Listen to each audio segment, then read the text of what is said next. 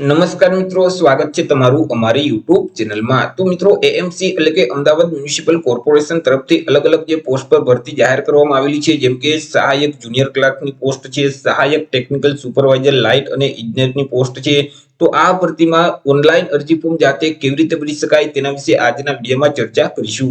તો વિડીયોની શરૂઆત કરીએ તે પહેલા વિડીયો ગમે તો લાઇક અને શેર કરી દેજો, ચેનલમાં નવા હોય તો ચેનલને સબસ્ક્રાઇબ કરી દેજો। તો ચાલો મિત્રો, વિડીયોની શરૂઆત કરીએ। તો સૌથી પહેલા મિત્રો, તમારે તમારા મોબાઈલમાંથી અથવા તો લેપટોપ કે પીસી માંથી કોઈ પણ એક ઇન્ટરનેટ બ્રાઉઝરને ઓપન કરી દેવાનું રહેશે અને ત્યાં સર્ચ બોક્સમાં ટાઈપ કરવાનું રહેશે એએમસી। તો મિત્રો, તમે એએમસી ટાઈપ કરી તમે તેને સર્ચ કરશો તો અમદાવાદ મ્યુનિસિપલ કોર્પોરેશનની જે ઓફિશિયલ વેબસાઇટ છે ahmedabadcity.gov.in તે વેબસાઇટ તમને સૌથી પહેલા જોવા મળશે। તે વેબસાઇટ ઉપર ક્લિક કરી દેવાનું રહેશે।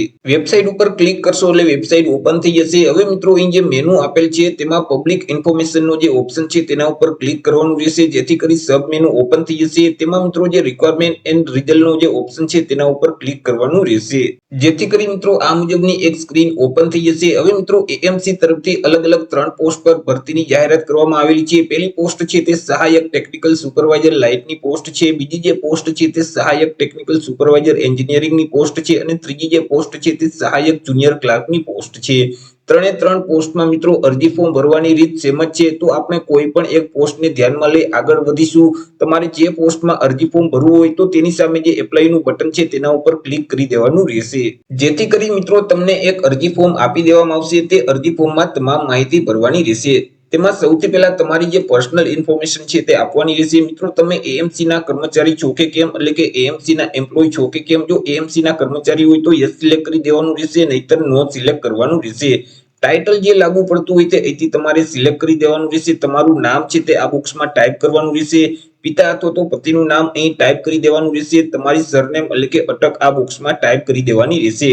જેન્ડરને અહીંથી તમારે સિલેક્ટ કરી દેવાનું રહેશે। તમે અગાઉ ક્યારે એએમસી માં અરજી ફોર્મ ભરેલ છે કે કેમ, જો એએમસી માં અરજી ફોર્મ ભરેલું હોય તો અહીંથી યસ સિલેક્ટ કરી દેવાનું રહેશે અને તેમના જે એપ્લિકેશન આઈડી નંબર છે તે આઈડી નંબર આ બોક્સમાં ટાઈપ કરવાના રહેશે। પરંતુ અગાઉ તમે એએમસી માં અરજી ફોર્મ નથી ભરેલ તો અહીં તમારે નો સિલેક્ટ જ રાખવાનું રહેશે। ત્યાર પછી તમારા જે મોબાઈલ નંબર છે તે નંબર આ બોક્સમાં ટાઈપ કરી દેવાના રહેશે। તમારું ઈમેલ આઈડી અહીં ટાઈપ કરી દેવાનું રહેશે। તમારી જન્મ તારીખ કેલેન્ડરમાંથી સિલેક્ટ કરી દેવાની રહેશે। ત્યાર પછી મિત્રો તમારા માતાનું નામ આ બોક્સમાં ટાઈપ કરી દેવાનું રહેશે। તમારી કેટેગરી કાસ્ટ અહીંથી તમારે સિલેક્ટ કરી દેવાની રહેશે। મેરિટલ સ્ટેટસ અહીંથી તમારે સિલેક્ટ કરી દેવાનું રહેશે। ત્યાર પછી મિત્રો તમારું એડ્રેસ છે તે એડ્રેસ આ બોક્સમાં ટાઈપ કરી દેવાનું રહેશે। તમારા એરિયાના પિનકોડ નંબર અહીં ટાઈપ કરી દેવાના રહેશે।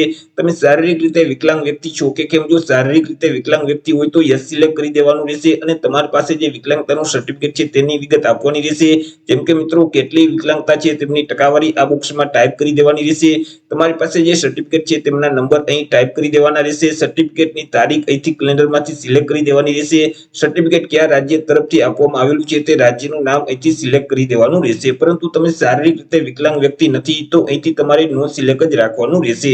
હવે મિત્રો, અહીં તમારી કાસ્ટ જો એસસીબીસી અથવા તો એસટી કે એસસી છે તો તમારી પાસે જે કાસ્ટ સર્ટિફિકેટ છે તેમની વિગત પણ આપવાની રહેશે। કાસ્ટ સર્ટિફિકેટ નંબર આ બોક્સમાં ટાઈપ કરી દેવાના રહેશે। સર્ટિફિકેટની તારીખ કેલેન્ડરમાંથી સિલેક્ટ કરી દેવાની રહેશે। સર્ટિફિકેટ કયા રાજ્ય તરફથી આપવામાં આવેલું છે તે રાજ્યનું નામ અહીંથી સિલેક્ટ કરી દેવાનું રહેશે। સર્ટિફિકેટ કોના તરફથી આપવામાં આવેલું છે તેમનો હોદ્દો અહીંથી સિલેક્ટ કરવાનો રહેશે। જો તમારી કેટેગરી એસસીબીસી એટલે કે સામાજિક અને શૈક્ષણિક રીતે પછાત વર્ગના તમે ઉમેદવાર છો તો તમારી પાસે જે નોન ક્રિમિનલ સર્ટિફિકેટ છે તેમની વિગત પણ આપવાની રહેશે। સર્ટિફિકેટની તારીખ કેલેન્ડરમાંથી સિલેક્ટ કરી દેવાની રહેશે। સર્ટિફિકેટ કયા સત્તા અધિકારી તરફથી આપવામાં આવેલું છે તેમનો હોદ્દો અહીંથી સિલેક્ટ કરી દેવાનો રહેશે અને સર્ટિફિકેટ નંબર આ બોક્સમાં ટાઈપ કરી દેવાના રહેશે। આગળ મિત્રો તમારે શૈક્ષણિક લાયકાત એટલે કે એજ્યુકેશન ક્વોલિફિકેશનની વિગત આપવાની રહેશે। તમે મિત્રો જે ડિગ્રી પાસ કરેલ હોય તે ડિગ્રીનું નામ અહીંથી સિલેક્ટ કરી દેવાનું રહેશે। તેમાં તમે જે મેઇન સબ્જેક્ટ રાખેલું હોય તે સબ્જેક્ટનું નામ આ બોક્સમાં ટાઈપ કરી દેવાનું રહેશે। રિઝલ્ટનો પ્રકાર અહીંથી તમારે સિલેક્ટ કરી દેવાનું રહેશે। ત્યાર પછી મેળવેલ ટકાવારી આ બોક્સમાં ટાઈપ કરી દેવાની રહેશે। મેળવેલ ક્લાસ અહીંથી સિલેક્ટ કરી દેવાનું રહેશે। પાસિંગ યર આ બોક્સમાં ટાઈપ કરી દેવાનું રહેશે। પાસિંગ મંથ અહીંથી સિલેક્ટ કરી દેવાનું રહેશે। ઇન્સ્ટિટ્યૂટ અથવા તો યુનિવર્સિટીનું નામ આ બોક્સમાં ટાઈપ કરી દેવાનું રહેશે। ટોટલ ટ્રાય નંબર આ બોક્સમાં ટાઈપ કરી દેવાના રહેશે। તમામ માહિતી ભરાઈ જાય એટલે એડના બટન ઉપર ક્લિક કરવાનું રહેશે. એડના બટન ઉપર ક્લિક કરશો એટલે મિત્રો તમે જે માહિતી આપેલ છે તે અહીં નીચે એડ થઈ જશે. તે સિવાય તમારી પાસે જો કોઈ પણ વધારે શૈક્ષણિક લાયકાત હોય અને તમે તેની માહિતી આપવા માંગતા હોય તો તમે આપી શકો છો. જેમ કે તમે જે કોર્સ કરેલ છે અથવા તો કોઈ પણ ડિગ્રી કરેલ છે તેનું નામ આ બોક્સમાં ટાઈપ કરી દેવાનું રહેશે. ઇન્સ્ટિટ્યૂટ અથવા તો યુનિવર્સિટીનું નામ આ બોક્સમાં ટાઈપ કરવાનું રહેશે. રિઝલ્ટનો પ્રકાર સિલેક્ટ કરી દેવાનો રહેશે. ટકાવારી આ બોક્સમાં ટાઈપ કરી દેવાની રહેશે. મેળવેલ ક્લાસ અહીંથી સિલેક્ટ કરી દેવાનો રહેશે. પાસિંગ યર આ બોક્સમાં ટાઈપ કરી દેવાનું રહેશે. મંથ અહીંથી સિલેક્ટ કરી દેવાનું રહેશે. તમામ માહિતી ભરાઈ જાય એટલે એડના બટન ઉપર ક્લિક કરી દેવાનું રહેશે. જેવું તમે એડના બટન ઉપર ક્લિક કરશો એટલે તમે જે માહિતી ભરેલ છે તે નીચે એડ થઈ જશે. ત્યાર પછી મિત્રો તમારે ભાષાની માહિતી આપવાની રહેશે. અહીં અલગ અલગ 3 લેંગ્વેજ જોવા મળશે: ગુજરાતી, હિન્દી અને ઇંગ્લિશ. જે લેંગ્વેજની માહિતી આપવા માંગતા હોય તો તેની સામે જે ચેકબોક્સ છે તેમાં ટિક કરી દેવાનું રહેશે. તો તે લેંગ્વેજ છે તે કયા લેવલે તમે વાંચી શકો છો, લો, મીડિયમ, હાઈ, તે ઓપ્શન અહીંથી તમારે સિલેક્ટ કરી દેવાનું રહેશે. એવી જ રીતે તે લેંગ્વેજ છે તે કયા લેવલે તમે લખી શકો છો, લો, મીડિયમ, હાઈ, તે ઓપ્શન અહીંથી સિલેક્ટ કરી દેવાનું રહેશે. એવી જ રીતે તે લેંગ્વેજ છે તે કયા લેવલે તમે બોલી શકો છો, લો, મીડિયમ, હાઈ, તે ઓપ્શન અહીંથી સિલેક્ટ કરી દેવાનું રહેશે. આગળ મિત્રો તમારી પાસે જો કોઈ પણ પ્રકારના કામનો અનુભવ હોય અને તમે તેની વિગત આપવા માંગતા હોય તો આપી શકો છો. તમે જે સંસ્થા કે કંપનીની વિગત આપવા માંગો છો તે સંસ્થા કે કંપનીમાં હાલ કામ કરતા હોય તો કરંટ ઓપ્શન સિલેક્ટ કરી દેવાનું રહેશે. નહીતર મિત્રો પ્રિવ્યુ ઓપ્શન જ સિલેક્ટ રાખવાનું રહેશે. ત્યાર પછી તમે જે જોબ કરેલ છે તે પરમનન્ટ છે, ફિક્સ પગાર પર હતી કે કોન્ટ્રાક્ટ બેઝ પર છે તે ઓપ્શન અહીંથી સિલેક્ટ કરી દેવાનું રહેશે. ત્યાર પછી તમે જે સંસ્થામાં કામ કરેલ છે તેમનું નામ આ બોક્સમાં ટાઈપ કરી દેવાનું રહેશે. તેમનો પ્રકાર સિલેક્ટ કરી દેવાનું રહેશે. તેમનું એડ્રેસ આ બોક્સમાં ટાઈપ કરી દેવાનું રહેશે. ત્યાર પછી તમારી જોઈનિંગ તારીખ કેલેન્ડરમાંથી સિલેક્ટ કરી દેવાની રહેશે. તમે જ્યારે જોબ જોઈન કરેલ તે સમયનો જે તે હોદ્દો હોય તે હોદ્દો આ બોક્સમાં ટાઈપ કરી દેવાનું રહેશે. જો મિત્રો તમે જોબ છોડી દીધેલ છે તો તમારી જે ડિસ્ચાર્જ તારીખ છે તે કેલેન્ડરમાંથી સિલેક્ટ કરી દેવાની રહેશે અને તે સમયનો હોદ્દો આ બોક્સમાં ટાઈપ કરી દેવાનો રહેશે. તમે મિત્રો જોઈનિંગ તારીખ અને ડિસ્ચાર્જ તારીખ બંને સિલેક્ટ કરી દેશો એટલે ઓટોમેટિક તમારી પાસે કેટલા વર્ષનો અનુભવ છે તેની વિગત આવી જશે.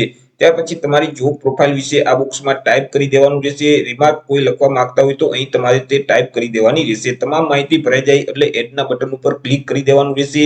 અને મિત્રો એક કરતા વધારે કંપનીનો જો તમારી પાસે અનુભવ હોય તો ફરીથી તમારે બીજી કંપનીની વિગત ટાઈપ કરી અને ફરીથી એડના બટન ઉપર ક્લિક કરી દેવાનું રહેશે. આગળ મિત્રો તમને એક ડિક્લેરેશન આપી દેવામાં આવશે કે જેને વાંચી એક્સેપ્ટ કરવા માટે ચેકબોક્સમાં ટિક કરી દેવાનું રહેશે અને સબમિટ ડિટેલના બટન ઉપર ક્લિક કરવાનું રહેશે. ત્યાર પછી તમામ ડોક્યુમેન્ટ તમારે અપલોડ કરવાના રહેશે. ડોક્યુમેન્ટમાં સૌથી પહેલા ફોટોગ્રાફ અપલોડ કરવાનો, ત્યાર પછી સિગ્નેચર અપલોડ કરી દેવાની રહેશે. ફોટો અને સિગ્નેચરની જે ફાઇલ અપલોડ કરો છો તે ફાઇલનું ફોર્મેટ જેપીજી અથવા પીએનજી ફોર્મેટ જ હોવું જોઈએ.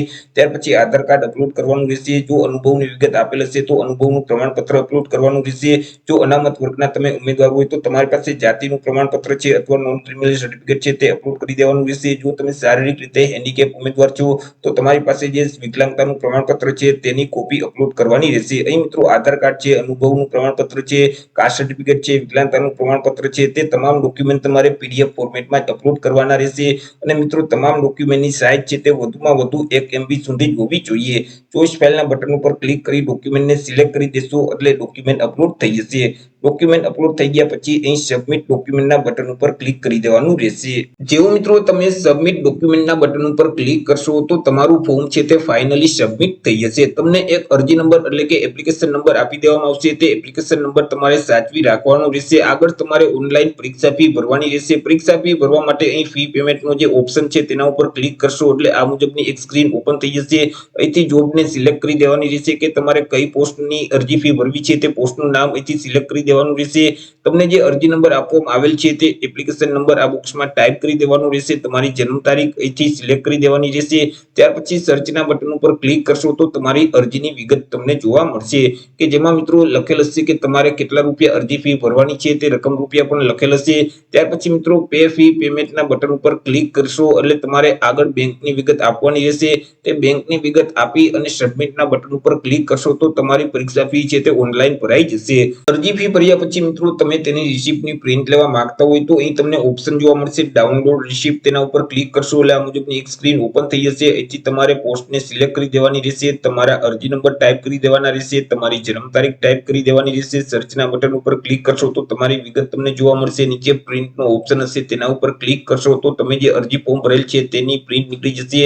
તમે જે અરજી ફી ભરેલ છે તે રિસિપ્ટની પ્રિન્ટ પણ નીકળી જશે. તો આવી રીતે મિત્રો એએમસી એટલે કે અમદાવાદ મ્યુનિસિપલ કોર્પોરેશન તરફથી અલગ અલગ 3 પોસ્ટ પર જે ભરતી જાહેર કરવામાં આવેલી છે તેમાં તમે જાતે જ ઓનલાઈન અરજી ફોર્મ ભરી શકો છો. તો આશા રાખું છું વિડીયો પસંદ પડ્યો હશે. વિડીયો પસંદ પડ્યો હોય તો લાઈક અને શેર કરી દેજો. ચેનલમાં નવા હોય તો ચેનલને સબસ્ક્રાઇબ કરી દેજો. ફરી મળીશું એક નવા ટોપિક સાથે એક નવા જ વિડીયોમાં. ત્યાં સુધી જય હિન્દ, વંદે માતરમ.